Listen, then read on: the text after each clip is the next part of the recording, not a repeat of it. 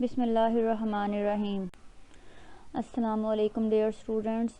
I am Shumaila Khalid, lecturer psychology from Government Training College for the Teachers of Blind Lahore, which is affiliated from the University of Education, and I am teaching you the subject Introduction to Psychology for B.Ed Honors first semester Special Education, and the course code is PSYC 2111. Unit number 2 हमने start किया हुआ है, जिसका नाम है biological basis of behaviour. इसका topic number 2.1 हम कर रहे थे, जिसका पार्ट 3 आज हम इंशाल्लाह डिस्कस करेंगे।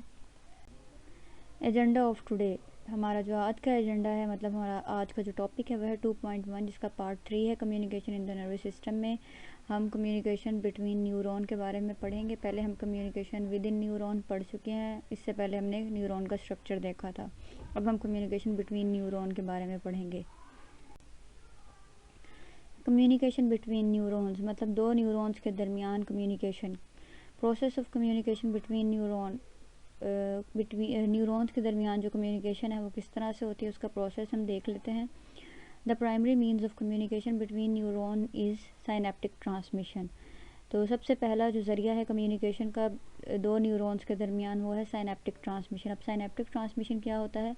The transmission of messages from one neuron to another through a synapse. एक साइनेप्स के ज़रिए जो ट्रांसमिशन होती है मैसेज की एक न्यूरॉन से दूसरे न्यूरॉन की तरफ, उसको हम कहते हैं synaptic transmission. These messages are carried by neurotransmitters, और ये जो मैसेजेस हैं वो न्यूरो ट्रांसमीटर्स के ज़रिए कैरी होते हैं, मतलब न्यूरो ट्रांसमीटर में होते हैं। और न्यूरो ट्रांसमीटर बेसिकली एक किस्म का केमिकल होता है, रिलीज बाय टर्मिनल बटन। और ये जो केमिकल है जो न्यूरो ट्रांसमीटर है वो टर्मिनल बटन से खारिज होता है। These chemicals diffuse across the fluid filled gap between the terminal buttons and the membranes of the neurons with which they form synapses। तो ये जो केमिकल है वो डिफ्यूज़ होता है जाके कहाँ पे? टर्मिनल बटन और मेम्ब्रेन के दरमियान। एक न्यूरॉन का जो टर्मिनल बटन है, दूसरे न्यूरॉन का जो मेम्ब्रेन है, उन दोनों के दरमियान जो खाली स्पेस है, गैप है, वो उसके अंदर वो जाके केमिकल डिफ्यूज़ हो जाता है और वहाँ से साइनेप्स बनता है। जैसे कि आप नीचे इस पिक्चर में देख सकते हैं, ऊपर जो है ये जो फिगर बनी हुई है ये बेसिकली टर्मिनल बटन है एक न्यूरॉन का, और जो नीचे ये जो ग्रीन वाला है पार्ट ये दूसरे न्यूरॉन की मेम्ब्रेन है। तो इनके दरमियान का जो ये गैप है इसको हम साइनेप्टिक क्लेफ्ट कहते हैं। ठीक है, ये देखें लिखा हुआ है साइनेप्टिक क्लेफ्ट, मतलब खाली जगह, जहाँ पे मैसेज बनना है, तो इसको हम साइनेप्टिक क्लेफ्ट कहते हैं। और ये जो इसकी बैरूनी साइड है, मतलब ये ऊपर वाली जो है टर्मिनल बटन है न्यूरॉन का, जहाँ से ये देखें न्यूरो ट्रांसमीटर रिलीज़ हो रहे हैं छोटे छोटे, ये गोल गोल सी जो बनी हुई है बॉल, इसको कहते हैं साइनेप्टिक वेसिकल। और इस साइनेप्टिक वेसिकल के अंदर जो छोटे छोटे ज़रात से हैं वो बेसिकली न्यूरो ट्रांसमीटर है। वो मूव होते हुए ये यहाँ पे अपने पॉइंट पे पहुँच के यहाँ पे रिलीज़ होते हैं, रिलीज़ जोन कहते हैं इसको। इस यहाँ से रिलीज़ होते हैं और ये जाकर यहाँ पे अगली जो मेम्ब्रेन है उस पे जाके अटैच होते हैं। कुछ न्यूरो ट्रांसमीटर वहीं गैप के अंदर ही डिफ्यूज़ हो जाता है, कुछ जो है वो जाके वहाँ पे बाइंडिंग साइट, यहाँ पे इसके ऊपर बनी होती है बाइंडिंग साइट। ये जो मेम्ब्रेन है जो दूसरे मतलब साइनेप्स जहाँ पे बन रहा है वहाँ पे जो दूसरी साइड पे जो है वो मेम्ब्रेन है, जहाँ पे दूसरे न्यूरॉन की जो मेम्ब्रेन है वहाँ पे जाके ये न्यूरो ट्रांसमीटर अटैच होता है बाइंडिंग साइट, मतलब अपनी एक्चुअल जगह पे। हर न्यूरो ट्रांसमीटर का एक बाइंडिंग साइट होता है, अगर उसको अपनी बाइंडिंग साइट नहीं मिलेगी तो वो वहाँ अटैच नहीं होगा, वो बाहर ही डिफ्यूज़ हो जाएगा। मतलब उसको अपनी अगली जो मेम्ब्रेन है वहाँ पे अगर उसे अपनी जगह नहीं मिलेगी तो वो इस क्लेफ्ट के अंदर ही डिफ्यूज़ हो जाएगा, ख़त्म हो जाएगा। और जिसको जगह मिलेगी वो यहाँ पे अटैच होगा, जिससे ये जो है आयन चैनल खुल जाएगा। जैसे ही ये न्यूरो ट्रांसमीटर यहाँ पे अटैच होगा तो ये जो पिंक कलर का आपको नज़र आ रहा है ये बेसिकली आयन चैनल है। जैसे ये चैनल खुलेगा इसके अंदर आयन रश करना शुरू करेंगे, आयन अंदर जाना शुरू हो जाएंगे। तो जैसे कि हमने कम्युनिकेशन विद इन न्यूरॉन में पढ़ा था, तो आयंस के बारे में पढ़ा था, सोडियम और पोटेशियम आयंस के बारे में। तो ये उन्हीं आयंस की बात हो रही है कि न्यूरो ट्रांसमीटर जैसे ही बाइंडिंग साइट से अटैच होता है तो ये आयन चैनल खुलता है और जो आयन है वो अंदर जाना शुरू हो जाते हैं। तो बेसिकली ये जो है इस तरह से ये अपना जो साइनेप्स का जो प्रोसीजर है वो कंप्लीट होता है कि एक न्यूरॉन का जो है टर्मिनल बटन, वहाँ से न्यूरोट्रांसमीटर रिलीज जोन से खारिज होगा और अगले जो मेम्ब्रेन है अगले न्यूरॉन की उसकी बाइंडिंग साइट से अटैच होगा, जिससे आयन चैनल खुलेगा और वो आयन उससे रेलिवेंट जो आयन होगा, जैसे अगर सोडियम चैनल खुल गया तो सोडियम अंदर जाएगी, अगर पोटेशियम का चैनल खुला है तो पोटेशियम अंदर जाएगी, क्लोराइड का चैनल खुला है तो क्लोराइड अंदर जाएगा। तो उसके अकॉर्डिंगली अंदर जो आयन्स है वो रश करना शुरू कर देंगे।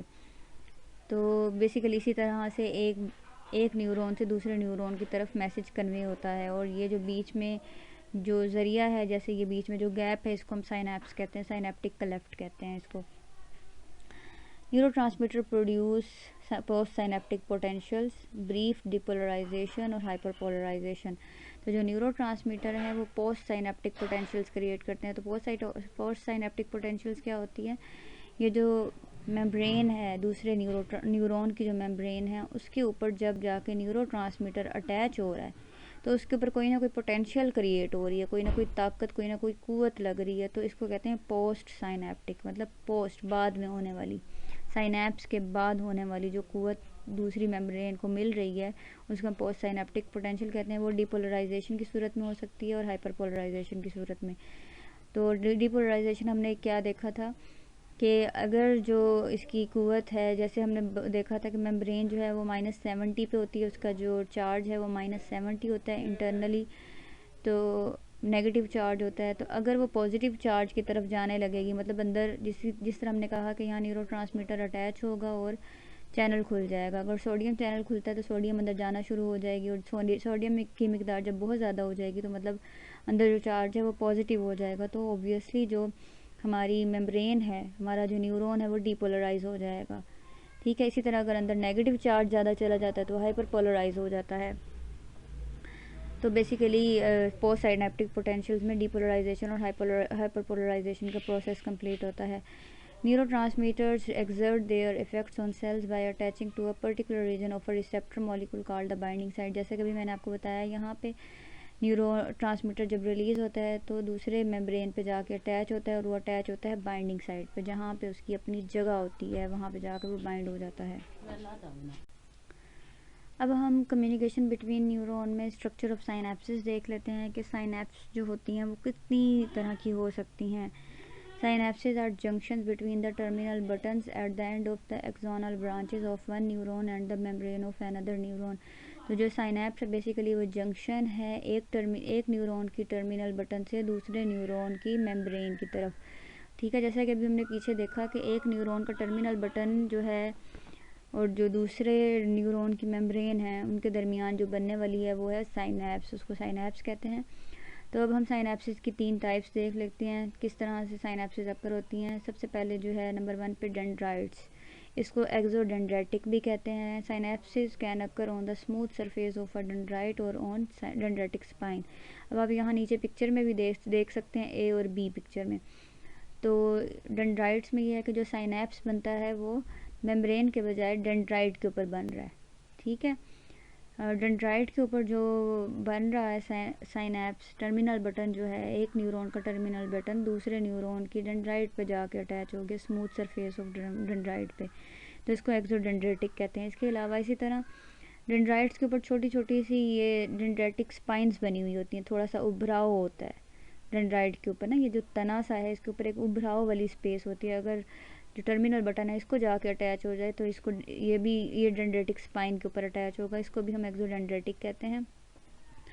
तो नंबर 2 पे हम देखते हैं स्ट्रक्चर में साइनेप्सिस के, वो है सोमा। अगर सोमा से अटैच हो जाए, ये सी पिक्चर में देखेंगे आप, अगर सोमा से सेल बॉडी से जाकर टर्मिनल बटन अटैच हो रहा है तो उसको हम कहते हैं एक्सोसोमेटिक में, एक्सोसोमेटिक। ठीक है, एक्सोसोमेटिक साइनेप्स कहलाएगी ये। अगर इसी तरह नंबर 3 पे है एक्सॉन्स और axonic.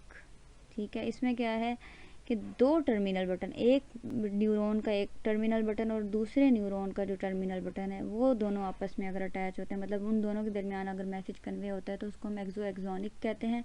Synapse between 2 terminal buttons. अब हम देखते हैं रिलीज़ ऑफ द न्यूरोट्रांसमीटर, कि न्यूरोट्रांसमीटर कैसे रिलीज़ होता है। जैसे अभी हमने पीछे पिक्चर में डिस्कस भी किया है न्यूरोट्रांसमीटर की रिलीज़ के बारे में। Several synaptic vesicles located just inside the presynaptic membrane fuse with the membrane and then break open, spilling their contents into the synaptic cleft. The release of neurotransmitter is a very rapid event taking only a few milliseconds to occur. तो neurotransmitter जो कि मौजूद होते हैं synaptic vesicles के अंदर, और जिसको हम देखें जो पिछली मेम्ब्रेन है, जो एक पहला न्यूरॉन है उसका जो टर्मिनल बटन है जहाँ पे मैसेज दूसरे मेम्ब्रेन की तरफ जाना है, तो जो पहली जो टर्मिनल बटन है उसको हम कहते हैं प्री साइनेप्टिक मेम्ब्रेन, और जो जिस तरफ मैसेज कन्वे हो रहा है दूसरा जो है न्यूरॉन उसकी जो मेम्ब्रेन है उसको हम कहते हैं post synaptic membrane. Pre synaptic membrane और post synaptic membrane. Pre synaptic membrane कौन सी है? जो प्रीवियस न्यूरॉन के पहले न्यूरॉन की जो टर्मिनल बटन है जहाँ से ये न्यूरोट्रांसमीटर खारिज हो रहे हैं उसको हम प्री साइनेप्टिक मेम्ब्रेन करते हैं। वहाँ कहते हैं वहाँ जो साइनेप्टिक वेसिकल है उसके अंदर से छोटे छोटे न्यूरोट्रांसमीटर मौजूद हैं, वो अपने रिलीज जोन पे जाके वो खुल जाती है साइनेप्टिक वेसिकल, और उसके अंदर से जो क्या नाम है उसका न्यूरोट्रांसमीटर वो रिलीज़ होना शुरू हो जाते हैं साइनेप्टिक क्लेफ्ट की तरफ।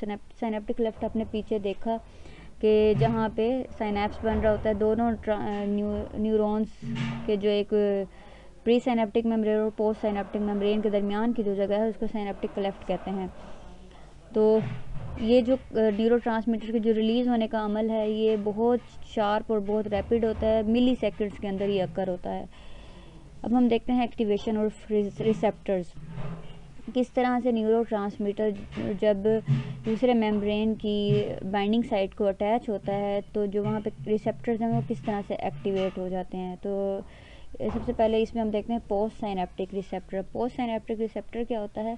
A receptor molecule in the post synaptic membrane of A synapse that contains a binding site of A neurotransmitter. तो पोस्ट साइनेप्टिक रिसेप्टर वही रिसेप्टर है जो दूसरी मेम्ब्रेन है, दूसरे न्यूरॉन की जो मेम्ब्रेन है उस वहाँ पे जो बाइंडिंग साइट है जहाँ पे आके न्यूरोट्रांसमीटर ने आके मिलना है, जुड़ना है, उसको हम कहते हैं पोस्ट साइनेप्टिक मेम्ब्रेन। उस मेम्ब्रेन को हम पोस्ट साइनेप्टिक मेम्ब्रेन कहते हैं। जैसे अभी हमने बात की प्री साइनेप्टिक मेम्ब्रेन कौन सी है? जो कि पिछली जो थी हमारी जो न्यूरॉन था उसकी जो टर्मिनल बटन जहाँ से न्यूरोट्रांसमीटर ने रिलीज़ होना है उसको हम प्री साइनेप्टिक मेम्ब्रेन कहते हैं। और पोस्ट साइनेप्टिक मेम्ब्रेन क्या है? जो कि दूसरे न्यूरोट्रांसमीटर की मेम्ब्रेन है उसको पोस्ट साइनेप्टिक मेम्ब्रेन कहते हैं। Once binding occur, the postsynaptic receptors open neurotransmitter-dependent ion channel which permit the specific ion into or out of the cell। बिल्कुल वही बात जो अभी हम पीछे पढ़ चुके कि जैसे ही न्यूरोट्रांसमीटर अपनी बाइंडिंग साइट से आके अटैच होगा तो पोस्टसाइनेप्टिक रिसेप्टर जो हैं वो उस न्यूरोट्रांसमीटर के ज़रिए आयन चैनल को खोलेंगे, और जिसके ज़रिए क्या होगा, जो सेल के अंदर आयन आना शुरू होंगे या बाहर जाना शुरू हो जाएंगे। Neurotransmitters open ion channels bye at least 2 different methods, direct and indirect. Neurotransmitter जैसे ही अटैच होता है अपनी बाइंडिंग साइट से तो जो आयन चैनल है वो 2 तरीक़ों से काम करता है, 2 डिफरेंट मेथड्स के ज़रिए, जिसमें पहला मेथड डायरेक्ट और दूसरा इनडायरेक्ट। डायरेक्ट मेथड में क्या होता है? उसको हम आइनोट्रोपिक रिसेप्टर भी कहते हैं, डायरेक्ट मेथड को। अब आइनोट्रोपिक रिसेप्टर क्या है? Receptor that contains a binding site, वही जो जिस तरह अभी हमने बात की पोस्ट साइनेप्टिक रिसेप्टर जो है वो उसकी बाइंडिंग साइट है फॉर अ न्यूरोट्रांसमीटर जहाँ पे न्यूरोट्रांसमीटर ने अटैच होना है। And ion channel that open, जिसकी वजह से आयन चैनल ओपन होगा when a molecule of the neurotransmitter attach to the binding site. जब न्यूरोट्रांसमीटर बाइंडिंग साइट से अटैच होगा तो एक उसका जो आयन चैनल है वो खुल जाएगा, इसको हम कहते हैं डायरेक्ट मेथड। तो ये जो सीधा सीधा तरीका है किसी भी बाइंडिंग साइट से न्यूरोट्रांसमीटर का अटैच होना और आयन चैनल का खुल जाना, इसको हम डायरेक्ट मेथड या आइनोट्रोपिक रिसेप्टर कहते हैं। अब हम इनडायरेक्ट मेथड देखते हैं जिसको हम मेटाबोट्रोपिक रिसेप्टर भी कहते हैं। A receptor that contains a binding site for a neurotransmitter, वही बात कि वो रिसेप्टर जिसमें बाइंडिंग साइट मौजूद है न्यूरोट्रांसमीटर के लिए। जैसे अब इसमें क्या है, न्यूरोट्रांसमीटर बाइंडिंग साइट से अटैच होगा उसके बाद आयन चैनल नहीं खुलेगा। अब आयन चैनल की जगह क्या होगा? Activates an enzyme that begins a series of events that open ion channel elsewhere in the membrane of the cell when a molecule of neurotransmitter attached to the binding site। इसमें क्या होगा? मेटाबोट्रोपिक में ये indirect method है, direct नहीं है कि जैसे ही आयन वो न्यूरोट्रांसमीटर अटैच हुआ और आयन चैनल खुला, ऐसा नहीं होगा। इसमें होगा जैसे ही न्यूरोट्रांसमीटर बाइंडिंग साइट से अटैच हुआ तो एक एंजाइम एक्टिवेट होगा। एंजाइम एक्टिवेट होके मैसेज सेंड करेगा सेकंड मैसेंजर को, सेकंड मैसेंजर जाके फिर मैसेज सेंड करेगा आयन चैनल को, तब जाके वो आयन चैनल खुलेगा और फिर उसमें से आयन आना और जाना शुरू हो जाएंगे। तो इसको हम कहते हैं इनडायरेक्ट मेथड या मेटाबोट्रोपिक रिसेप्टर। अब है post synaptic potential. Post synaptic potentials can be either depolarising मतलब एक्साइटेटरी इफेक्ट और हाइपरपोलराइजिंग मतलब इनहिबिटरी इफेक्ट।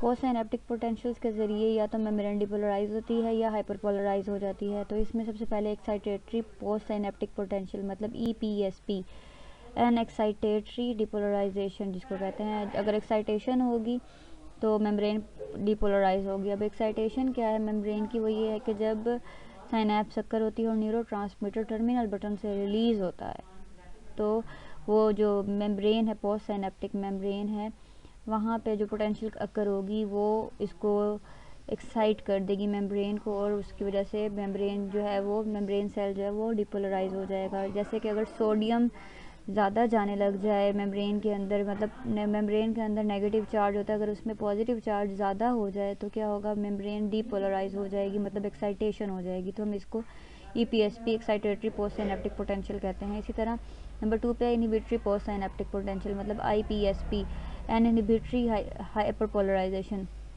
इनहिबिशन होना मतलब अगर नेगेटिव चार्ज मेम्ब्रेन के अंदर ज़्यादा हो जाता है, मतलब पहले ही वो नेगेटिव है, अगर उसके अंदर और नेगेटिव चार्ज ज़्यादा हो जाएगा तो क्या होगी, इनहिबिशन हो जाएगी और हाइपरपोलराइज हो जाएगी मेम्ब्रेन। तो उसको IPSP कहते हैं, मतलब इनहिबिटरी पोस्ट साइनेप्टिक पोटेंशियल। तो इस फॉर एग्जांपल अगर पोटेशियम और क्लोराइड जो है वो ज़्यादा हो जाएंगे उसके अंदर मेम्ब्रेन के अंदर, मतलब नेगेटिव चार्ज बढ़ता चला जाएगा क्लोराइड की वजह से, तो क्या होगा, इनहिबिटरी पोस्ट साइनेप्टिक पोटेंशियल हो जाएगी। तो उसके लिए क्या करना पड़ेगा हमें, जो क्लोराइड है वो वापस मेम्ब्रेन से बाहर आना शुरू होगी और उसको कुछ पॉजिटिव चार्ज अंदर दिया जाएगा ताकि वो अपनी एक्चुअल पोजीशन यानी कि रेस्टिंग पोटेंशियल की तरफ वापस आए मेम्ब्रेन। तो अब हम कंक्लूजन की तरफ आते हैं। ओवरऑल ये हमारा था कम्युनिकेशन बिटवीन न्यूरॉन के, एक न्यूरॉन से दूसरे न्यूरॉन में किस तरह से कम्युनिकेशन होती है। It is concluded that communication in the nervous system occurs through communication with in and between neuron.